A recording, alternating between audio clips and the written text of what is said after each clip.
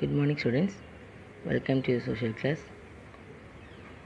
So இன்றைக்கி நம்ம பார்க்க போகிற லெசன் என்ன அப்படின்னா சிவிக்ஸில் ஃபஸ்ட் யூனிட் பார்க்க போகிறோம்.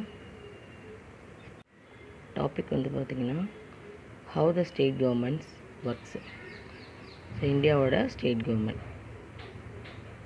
ஸோ இந்தியாவோட அட்மினிஸ்ட்ரேஷன் பார்த்திங்க அப்படின்னா சென்ட்ரல் கவர்மெண்ட், ஸ்டேட் கவர்மெண்ட் அப்படின்னு சொல்லிட்டு 2 டைப்ஸ் ஆஃப் அட்மினிஸ்ட்ரேட்டிவ் டிவிஷனாக பிரிச்சிருப்பாங்க. நம்ம வந்து இதில் ஸ்டேட் கவர்மெண்ட் வந்து எப்படி ரன் பண்ணுறாங்க, அதோட அட்மினிஸ்ட்ரேட்டிவ் ப்ராசஸ் வந்து எப்படி இருக்கும் அப்படின்றத பற்றி நம்ம பார்க்க போகிறோம். இதில் பார்க்கக்கூடிய டாபிக்ஸ் பார்த்திங்க அப்படின்னா ஸ்டேட்டோட எக்ஸிக்யூட்டிவ், ஸ்டேட் எக்ஸிக்யூட்டிவ் யார் அப்படின்றதையும், அந்த எக்ஸிக்யூட்டிவான பவர்ஸ் அண்ட் ஃபங்க்ஷன், எக்ஸிக்யூட்டிவ் யாருன்னா கவர்னர், அவரோட powers and functions, then powers and functions of the chief minister, legislative assembly and council, then ஜேட்ஸ் ஜுடிஷியரி. இதெல்லாம் பற்றி தான் இன்றைக்கி நம்ம லெசனில் பார்க்க போகிறோம். ஸோ இது ஓவரால் சேர்ந்தது தான் என்ன அப்படின்னா ஸ்டேட் அட்மினிஸ்ட்ரேஷன்.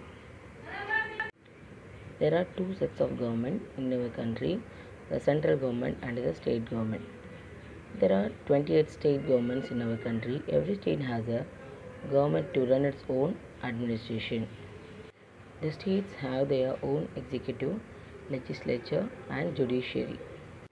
Executive அப்படின்னா இப்போ நம்ம வந்து க்ரியேட் பண்ணக்கூடிய சட்டங்களை நடைமுறைப்படுத்துகிறவங்க, லெஜிஸ்லேச்சர் அப்படின்றவங்க ஃப்ரேம் பண்ணுறவங்க, சட்டங்களை ஃப்ரேம் பண்ணுறவங்க, அண்ட் ஜுடிஷியரி அந்த உருவாக்கின சட்டத்தை பாதுகாக்கக்கூடியது தான் judiciary department. So the state executive, அப்போ இந்த ஸ்டேட் லெவலில் இந்த சட்டங்களை நடைமுறைப்படுத்தக்கூடியது யார் யாரெல்லாம் அப்படின்னு பார்த்தீங்கன்னா it consist of governor and the council of ministers headed by the chief minister. அப்போ கவர்னருக்கு அப்புறம் சீஃப் மினிஸ்டருக்கு அப்புறம் council of ministers. So the governor is an integral part of the state legislature. அப்போ சென்ட்ரல் கவர்மெண்ட்டுக்கும் ஸ்டேட் கவர்மெண்ட்டுக்கும் நடுவில் இருக்கக்கூடிய ஒரு இன்டெக்ரல் பார்ட்டாக தான் யாரோட ரோல் இருக்கும் அப்படின்னா கவர்னரோட ரோல். அப்போ சென்ட்ரல் கவர்மெண்ட்டில் எப்படி பிரசிடெண்ட்டோட ரோல் இருக்கோ அதே மாதிரி தான் ஸ்டேட் கவர்மெண்ட்டில் கவர்னரோட ரோல். சரியா? த ஸ்டேட் எக்ஸிக்யூட்டிவ் ஃபஸ்ட்டு பார்க்க போகிறது the governor. So the constitution provides for the post of the governor as a head of a state in India. He is appointed by the President of India. அப்போது governor யார் appoint பண்ணுவாங்க அப்படின்னா இந்தியாவோட president தான் appoint பண்ணுவாங்க. And he is the constitutional head of a state.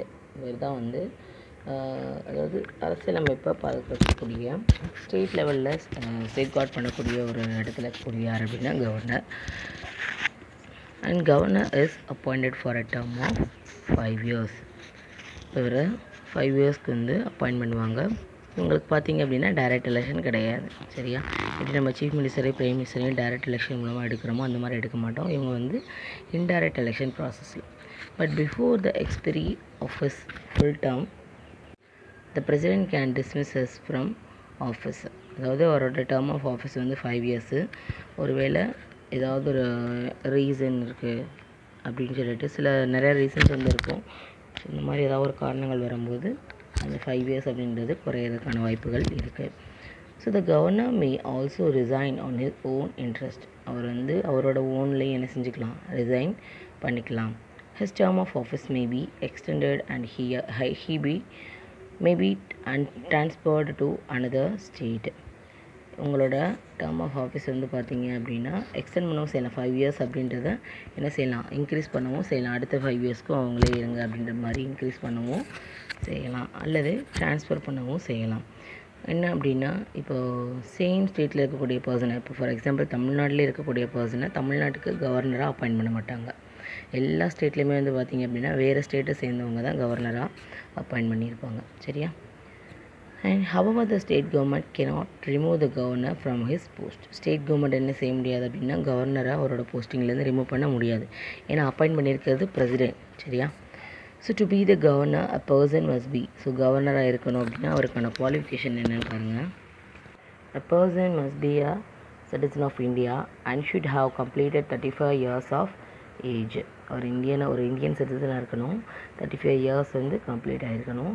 And he cannot be a member of parliament or the state legislature.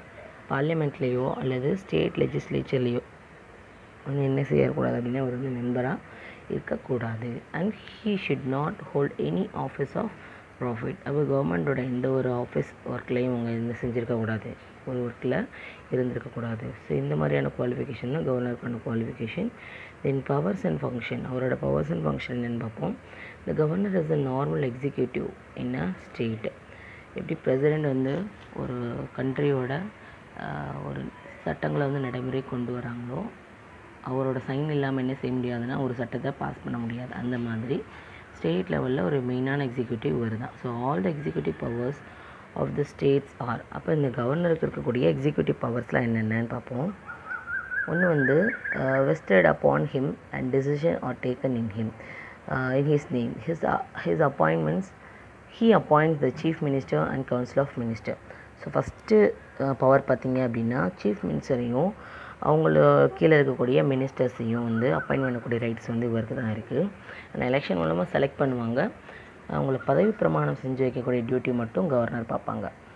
And he make some important appointments of state government such as the Advocate General, Chairman and members of a state public service commission and others. So இவங்களையும் appoint பண்ணக்கூடிய rights யாருக்கு இருக்குது அப்படின்னா கவர்னருக்கு இருக்குது.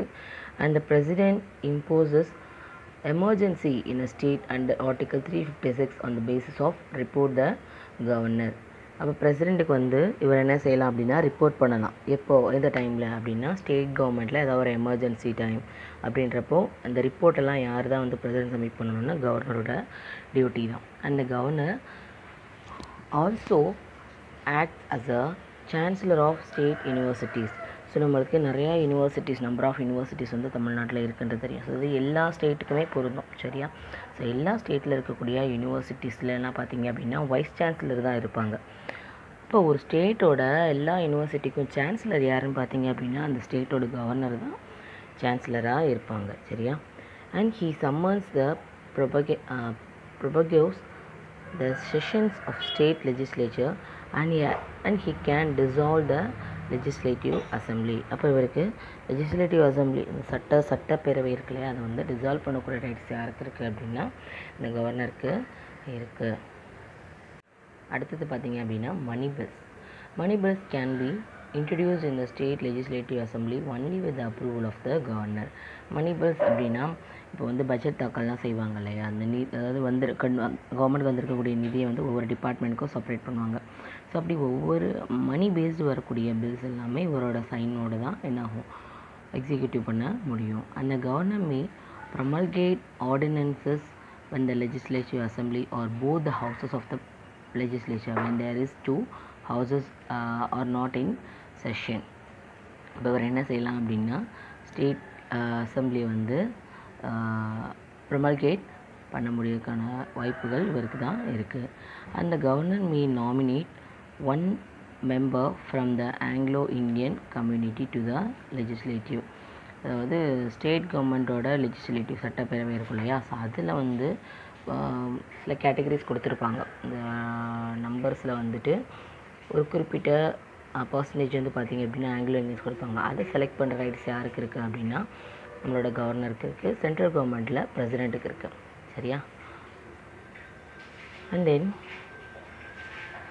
he may also nominate 1/6 of the members of the legislative council from among persons who are experts in fields of science, literature, arts, social service and cooperative movements. So நான் சொன்ன மாதிரி separate categories, reservation categories அப்படின்ற மாதிரி கொடுத்துருப்பாங்க. இவ்வளோ percentage, இவ்வளோ அந்தந்த members. So select பண்ணிக்கூடிய, அதாவது எலெக்ஷன் மூலமாக எடுக்கக்கூடிய மெம்பர்ஸ் இருப்பாங்க. இந்த மாதிரி கவர்னராலையும் பிரசிடென்ட்னாலையும் செலக்ட் பண்ணக்கூடிய பீப்புள் இருப்பாங்க. ஸோ அந்த ரைட்ஸ் இங்கே ஸ்டேட் கவர்மெண்ட்டை பொறுத்தளவுக்கு கவர்னருக்கு தான் இருக்குது. அடுத்தது the annual budget of the state government is laid before the legislature with the approval of the governor. அப்போ ஆனுவல் பட்ஜெட்டை ப்ரெசென்ட் பண்ணுறாங்க அப்படின்னா கவர்னருக்கு முன்னாடி தான் அது லெஜிஸ்லேட்டிவ் வந்து பாஸ் பண்ண முடியும். அந்த governor must give his assent to all the bills pass in the legislature including money bills. அப்போ அவரோட அப்ரூவல் மூலமாக என்ன செய்ய முடியும், மணி பில்ஸை பாஸ் பண்ண முடியும் எந்த பில்லாக இருந்தாலும். And the contingency fund of the state is also placed at the disposal of the governor. அதே மாதிரி அதை தான் வந்து கேன்சல் பண்ணணும் அப்படின்னாலும் அதுக்கான ரைட்ஸ் யாருக்கு இருக்குன்னா கவர்னருக்கு இருக்குது. Next, position of the governor. The position of the governor of a state is compared to the president of India as a nominal executive. ஏற்கனவே சொன்ன மாதிரி பிரசிடெண்ட்டுக்கு எப்படி ஸ்டேட் லெவல் சென்ட்ரல் லெவலில் பவர்ஸ் இருக்கோ அதே பவர்ஸு ஸ்டேட் லெவலில் கவர்னருக்கு இருக்குது. But the governor is not always a nominal executive. அப்போ இவரே வந்து எல்லா விஷயத்துலையும் என்ன செய்ய முடியாது, நார்மல் எக்ஸிக்யூட்டிவாக இருக்க முடியாது. He can exercise his powers in the real sense of some occasions. He acts as an agent of the central government. அப்போ சென்ட்ரல் கவர்மெண்ட்டோட ஏஜெண்ட்டாக தான் இவர் என்ன செய்யணும், இவர் பிஹேவ் பண்ண முடியும். ஏற்கனவே சொன்ன மாதிரி அதாவது சேம் ஸ்டேட்டில் இருக்கக்கூடியவங்களை என்ன செய்ய மாட்டாங்க, கவர்னராக அப்பாயிண்ட் பண்ண மாட்டாங்க. அப்போ அவர் வந்து சென்ட்ரல் கவர்மெண்ட்டோட ஒரு நாமினியாக தான் வந்து அவரோட ரோலை ப்ளே பண்ணுவார். இப்போ தமிழ்நாடோட சீஃப் மினிஸ்டர் பார்த்திங்க அப்படின்னா ஓவரால் தமிழ்நாட்டுக்காக பார்ப்பாங்க. அவர் நம்மளோட போஸ்டிங்காக பார்ப்பார். கவர்னர் அப்படின்றவர் தன்னோட போஸ்டிங்கோட என்னோட ரூல்ஸ் அண்ட் ரெகுலேஷன் அப்படின்ற மாதிரி பார்ப்பாங்க. அப்புறம் வந்து he is act as an agent of central government. ஓகேயா, அடுத்து என்ன சொல்கிறாங்கன்னா, in a state and therefore he is responsible for maintaining relationship between the central government and the state government. அப்போ சென்ட்ரலுக்கும் ஸ்டேட்டுக்கும் நடுவில் நல்ல ஒரு ஸ்மூத்தான ரிலேஷன் மெயின்டைன் பண்ணுறது இவரோட ரோலாக இருக்குது. அந்த governor may advise the council of ministers and faces difficulties situations. So chief மினிஸ்டருக்கு இருக்கக்கூடிய கவுன்சில் ஆஃப் மினிஸ்டர்ஸ்க்கு பார்த்தீங்க அப்படின்னா சில அட்வைஸ் கொடுக்கறதுக்கான ரைட்ஸும் அவருக்கு இருக்குது. The President declares emergency in the state on the basis of the report of the governor regarding the law and order situations in a state. So the governor takes independent decisions while exercising discretionary powers. He may seek information from the Council of Ministers regarding various activities of the government. அப்போ president சொல்கிறதையும் அவர் கேட்கணும். At the same time நம்ம ஸ்டேட்குள்ளே என்ன மாதிரியான emergency இருக்குது அப்படின்றதையும் என்ன சொல்கிறது analyse பண்ணி இவர் வந்து என்ன செய்யணும், அதுக்கேற்ற மாதிரி ரிப்போர்ட்ஸை வந்து கவர்மெண்ட்க்கு கொடுக்கணும். ஸோ இந்த மாதிரி மெயினான எக்ஸிக்யூட்டிவ் பவர்ஸை தான் யார் பார்த்துக்கிட்டு இருக்கா அப்படின்னா நம்மளோட கவர்னர் அப்படின்ற இருக்கக்கூடிய போஸ்டிங்கில் இருக்கக்கூடியவங்க பார்த்துக்கிட்டு இருக்காங்க. சரியா? ஸோ இவர் வந்து ஒன் ஆஃப் த எக்ஸிக்யூட்டிவ் அவரோட பவர்ஸ் அண்ட் ஃபங்க்ஷன்ஸ் பார்த்துட்டோம். நெக்ஸ்ட்டு எக்ஸிக்யூட்டிவ் பவர் யார் அப்படின்னா த சீஃப் மினிஸ்டர். எப்படி சென்ட்ரல் கவர்மெண்ட்டில் ப்ரைம் மினிஸ்டரோ அதே மாதிரி ஸ்டேட் கவர்மெண்ட்டில் இருக்கக்கூடியது யார் அப்படின்னா இந்த chief minister. So the governor appoints the leader of the majority party in the state legislative assembly இந்த chief minister. He is head of the state council of minister. அதாவது இவங்க வந்து எலெக்ஷன் மூலமாக டைரக்ட் எலெக்ஷன் மூலமாக எடுப்பாங்க. இவங்களை வந்து people தான் செலக்ட் பண்ணுவாங்க இல்லையா. And the chief minister has no fixed term of office. இவருக்கு வந்து என்ன கிடையாது அப்படின்னா ஃபிக்ஸட் டேர்ம் அப்படின்றது கிடையாது. இப்போ 5 இயர்ஸ்க்கு எலெக்ஷன், அதாவது ஒரு எலெக்ஷன் மூலமாக 5 இயர்ஸ் வந்து செலக்ட் பண்ணுவாங்க. ஒருவேளை இன்கேஸ் ஏதாவது எமர்ஜென்சி அப்படின்னா திரும்ப எலெக்ஷன் கூட வரலாம். அந்த மாதிரி நிறையா ப்ராசஸ் வந்து இருக்குது இல்லையா. அதனால் வந்து இவருக்கு வந்து ஃபிக்ஸட் டேர்ம் ஆஃப் ஆஃபீஸ் அப்படின்றது கிடையாது. And he remains in office so long as gets support of the majority members of the legislative assembly. அப்போ அவரோட ஃபங்க்ஷன்ஸ் எப்படி இருக்குது, அவரோட எக்ஸிக்யூட்டிவ் பவர்ஸ் எல்லாம் எப்படி ரன் பண்ணுறாரு அப்படின்றத பார்த்து அந்த ரீஎலெக்ஷன் மூலமாக அடுத்தடுத்து அவங்கள செலக்ட் பண்ணுறதுக்கான வாய்ப்புகள் இருக்குது. இல்லை அப்படின்னா ஆட்சிகள் மாறக்கூடிய வாய்ப்புகளும் இருக்குது. நம்மளுக்கே அதை தெரியும் இல்லையா. And he remains in office so long he support from the, அதாவது லெஜிஸ்லேட்டிவ் அசம்பிளி சப்போர்ட் பண்ணால் தான் அவங்க வந்து ரன் பண்ண முடியும். when he loses supports in his legislature, he has to resign.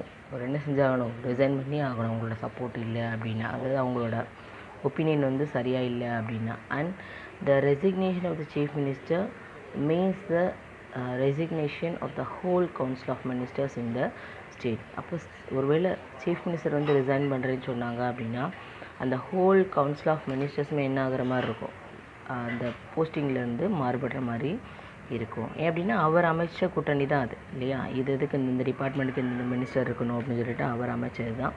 ஒரு வேளை சீஃப் மினிஸ்டர் அப்படி அப்பாயின்ட் பண்ண சீஃப் மினிஸ்டர் விலகுறாரு, ராஜினாமா பண்ணுறாரு அப்படின்னா இவங்களும் வந்து ஹோல் கவுன்சில் ஆஃப் மினிஸ்டரும் ரெசிக்னேஷன் பண்ண மாதிரி தான்.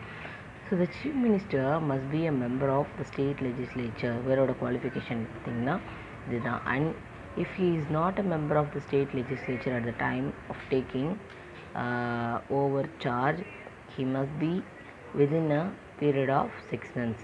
அப்போ ஒரு வேளை அவர் ஸ்டேட் லெஜிஸ்லேச்சரில் மெம்பராக இல்லை அப்படின்னா அவர் பதவி பிரமாணம் செய்கிறதுக்கு முன்னாடி என்ன செஞ்சுருக்கணும், 6 months கிட்ட அவர் வந்து இந்த ஸ்டேட் லெஜிஸ்லேச்சரில் மெம்பராக மாறி இருந்திருக்கணும். ஓகேவா. நெக்ஸ்ட்டு அவரோட powers and functions. So the chief minister is the real executive of the state. எப்படி வந்து பிரைம் மினிஸ்டர் சென்ட்ரல் லெவல்லையோ அதே மாதிரி ஸ்டேட் லெவலில் சீஃப் மினிஸ்டர் அவர் தான் ரியல் எக்ஸிக்யூட்டிவாக இருப்பார். All major decisions of the state government are taken under this leadership. அப்போ இவரோட தலைமையில் தான் என்ன செய்ய முடியும், எந்த ஒரு இம்பார்ட்டன்ட் டெசிஷனுமே எடுப்பாங்க. And chief minister plays an important role in the formation of council of ministers. அப்போ யாருக்கு என்ன போஸ்டிங், இப்போ எஜுகேஷன் டிபார்ட்மெண்ட்டுக்கு இருப்பாங்க, சோஷியல் வெல்ஃபேருக்கு இருப்பாங்க, அந்த மாதிரி ஃபினான்ஸ் டிபார்ட்மெண்ட்டுக்கு இருப்பாங்க. அந்த மாதிரி ஒவ்வொரு டிபார்ட்மெண்ட்டுக்கும் மினிஸ்டர்ஸ் வந்து யார் வந்து அதுக்கு மினிஸ்டராக இருக்குன்றதை செலக்ட் பண்ணக்கூடியது யார், ஆஃப்டர் எலெக்ஷன் செலக்ட் பண்ணக்கூடியது யாருன்னா சீஃப் மினிஸ்டர். அவங்கள வந்து பதவி பிரமாணம் செஞ்சு வைக்கிறது மட்டும்தான் கவர்னர். ஓகேயா. So on advice of the chief minister the governor appoints the other ministers. The chief minister supervises the activities of different ministers and advises them accordingly. இப்போ இவரோட பவர் ஃபங்க்ஷனில் பார்த்தீங்க அப்படின்னா மற்ற மினிஸ்டர்ஸோட டியூட்டிஸ் வந்து எப்படி பார்க்குறாங்க, என்ன மாதிரியான செயல்பாடுகளில் அவங்க இருக்காங்க அப்படின்றத சூப்பர்வைஸ் பண்ணுறதும், அந்தந்த டிபார்ட்மெண்ட்க்கு ஏற்ற மாதிரியான அதர் அட்வைஸை கொடுக்குறதும் இவரோட டியூட்டியாக இருக்குது. And he also coordinates the activities of different ministers. And chief minister plays an important role in making policies of the state government. இப்போ ஸ்டேட் கவர்மெண்ட்டோட பாலிசிஸ், இப்போ திட்டங்கள்லாம் கொண்டு வராங்க இல்லையா, அந்த திட்டங்களை வந்து ஃப்ரேம் பண்ணுறதுல மெயினான ரோல் யார் அப்படின்னா நம்மளோட சீஃப் மினிஸ்டர் தான். சரியா. He has to ensure that the policies of a state government do not go against public interest. His voice is a final in policy decisions of a state government. Next, he plays an important role in making higher appointments in the state government. The governor appoints the different officials of the state government on the advice of the chief minister and the council of ministers. இப்போ இவரோட சொல்லக்கூடிய விஷயங்களை பற்றி தான் governor வந்து appoint பண்ணுவாங்க. சரியா. இதெல்லாமே powers and functions of the chief minister. ஓகேவா. ஸோ எக்ஸிக்யூட்டிவ் பவர்ஸில் வந்து பார்த்திங்க அப்படின்னா நம்ம கவர்னர் பற்றியும் சீஃப் மினிஸ்டர் பற்றி நம்ம பார்த்துருக்கோம். நெக்ஸ்ட் கிளாஸில் லெஜிஸ்லேட்டிவ் கமிட்டி யார், ஜுடிஷியரி டிபார்ட்மெண்ட் யார் அப்படின்றத பற்றி நம்ம பார்க்கலாம். Thank you all.